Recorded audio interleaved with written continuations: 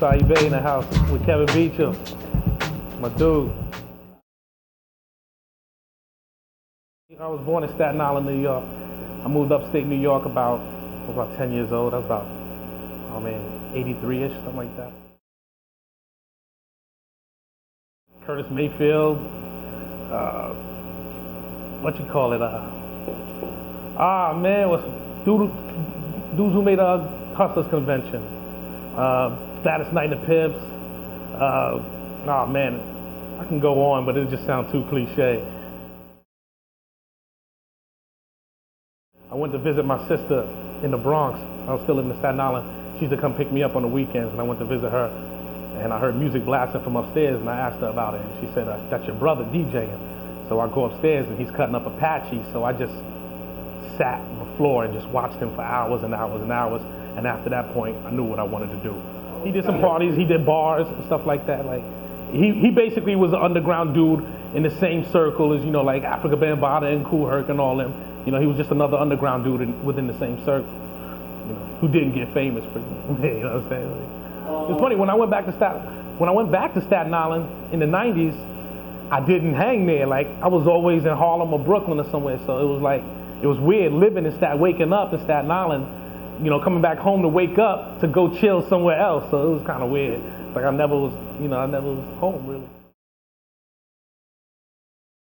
Yeah, my brother's with another brother that lived with me in Staten Island. He was a DJ, so he used to throw all the block parties at the park, say around the corner from my house. So it was like since it was my brother, it was around the corner from the house.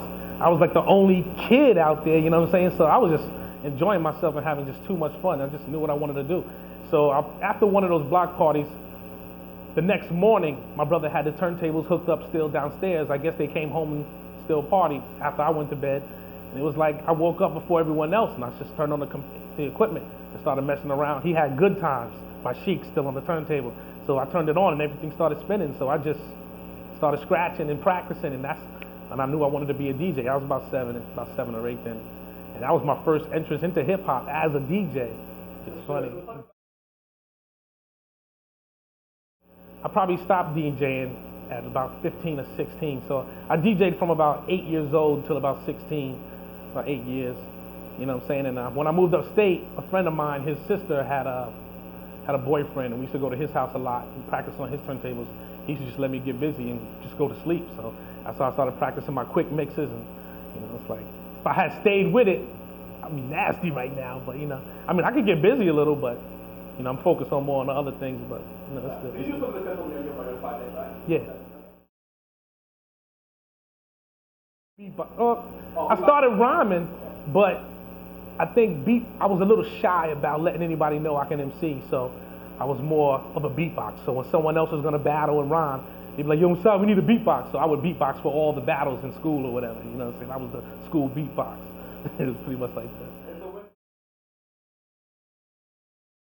What really made me rhyme was sucker MCs. Like, I could do 100 interviews and get that question, and it's still gonna be when Sucker MCs came out, because when Sucker MCs came out, it was kind of like a whole different rhyme pattern, kind of like a different style a little, and it was a little rougher. It wasn't so much the party flavor. It was a little more hardcore, you know what I'm saying? And it was just like, wow.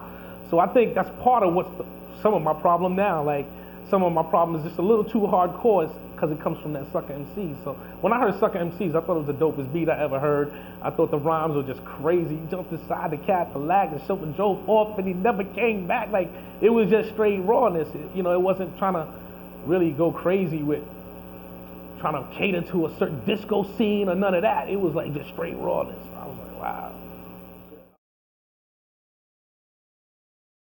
Sonic Force, like, looking for the perfect beat, Frantic Situation, Planet Rock, like, these songs, like, they raised me, because my parents had split up, and that's why we moved upstate.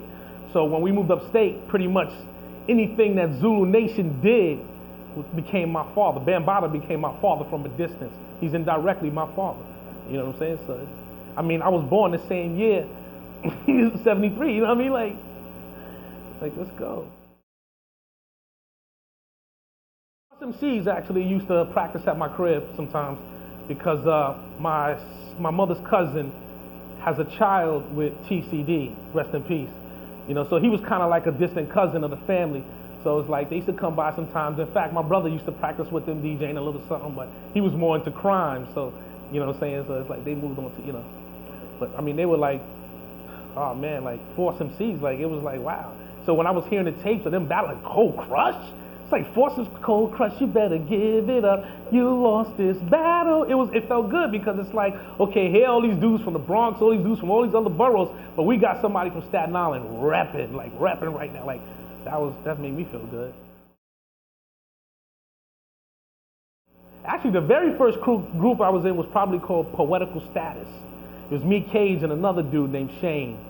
And then after that broke up, Cage went away and all this stuff, and then BMS and I, when BMS and I met, probably in '89, we got a group together, Degrees of a Prodigy System, and then we started like making a whole bunch of joints. And at that time, I was just kind of simple still, but BMS was writing some crazy stuff, so it was like I had to try to keep up with him. And the next thing you know, I was just on my way. Like I used to be real whack, and then BMS made me step my game up, so that was cool. And then after that, we kind of like split apart as a group. Cage came back, and we jumped back together as a group, and that's when we came out with Mudbones. That's when we had that group. BMS and I we was making our demo tapes at DBC's crib from Stetsasonic. That's where we was making our demos. So we would get all these little tapes with little bits and pieces of drums and this bass line and that, and we come to DBC's crib with all these cassette tapes. Like, yo, we would take these drums, we want to take this horn right here, and that's how we pretty much did that like that.